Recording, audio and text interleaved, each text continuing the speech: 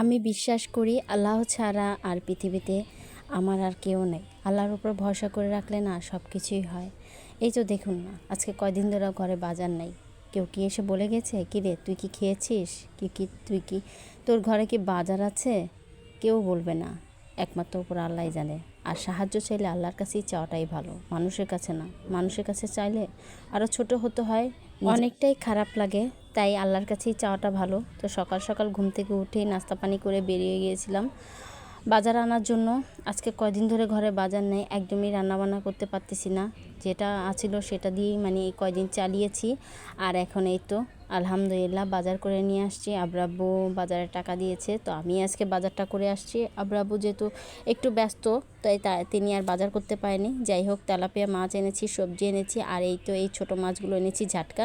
এগুলো আজকে কয়েক টুকরা ভেজে রান্না করব না, ভাজবো। আর এই তো তেলাপিয়া মাছগুলো এখন উঠিয়ে রাখছি, ফ্রিজে রেখে দিব। এদিকে মূলা এনেছি, মূলা রান্না করব, ছেলেদের জন্য তেলাপিয়া মাছ আর আমাদের জন্য মাছ ভাজি। যাই হোক, মূলাটার আগে রান্নাবান্না করে নিচ্ছি, কারণ মূলা আজকে শুটকি দিয়ে রান্না করব। আজকে বাজারে গিয়ে দেখি কি অনেক সুন্দর সুন্দর মূলা উঠেছে। মূলা দেখে তো আমার খুবই ভালো লেগেছে, কিন্তু রান্না করার পর একদমই ভালো লাগেনি। কেমন জানি একটা সিজন ছাড়া খেয়েছি, তো ভালো লাগেনি। যাই হোক, মজা করে রান্না করার চেষ্টা করেছি শুটকি দিয়ে আবার যে কোনো সবজি রান্না করলে ভালো লাগে, কিন্তু আজকে মূলাটা একদমই ভালো লাগে নাই। যাই হোক, এখানে আমি রসুন, শুটকি, কাঁচামরিচ এগুলো থেতো করে নিয়েছি। এই তো এখন ভালোভাবে কষিয়ে মূলা দিয়ে দিয়েছি, একটা আলু দিয়ে দিয়েছি।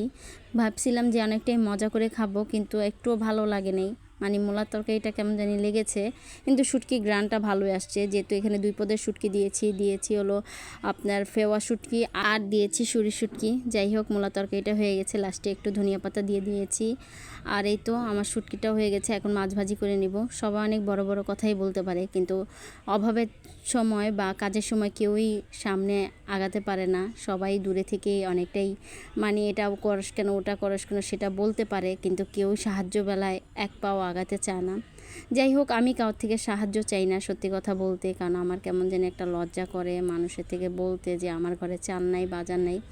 যে আছি আলহামদুলিল্লাহ, আল্লাহর কাছে শুক্রিয়া। যেগুলি খাচ্ছি ডাইল ভাত, আলহামদুলিল্লাহ। নিজের কিছু করার চেষ্টা করতেছি, যাক না বাকিটা আল্লাহর ইচ্ছা। আল্লাহ কবে আমাকে সাকসেস করবে আমি বলতে পারি না। এখন তো রান্নাবান্না ভিডিও দিই, সেটাও মানুষের প্রবলেম হয়ে যাচ্ছে। কি আর করব বলেন, আমি সবার কথা শুনেও এই প্ল্যাটফর্মে কাজ করে যাচ্ছি। কিছু আর করার নাই। মানুষ এত পরিমাণ কথা আমাকে নিয়ে বলতেছে, আমার খুবই খারাপ লাগে। কাউকে আর বোঝানোর মতন আমার শক্তি নাই। তো আমি আমার নিজের মতন নিজের গতিতেই কাজ করে যাচ্ছি। দেখি উপর আল্লাহর ইচ্ছা, উপর আল্লাহ কতটুকু আমাকে নিয়ে যেতে পারে, আলহামদুলিল্লাহ। যাই হোক, এখানে এই তো আমি মাছ ভাজি দিয়ে আজকে ভাতটা খেয়ে নিচ্ছি। আর এই তো কষ্টেতে আপনাদের সাথে কিছু কথা শেয়ার করলাম, কেউ কিছু মনে করবেন না, ভুল হলে মাফ করে দিবেন। এই পর্যন্ত ভিডিওটা।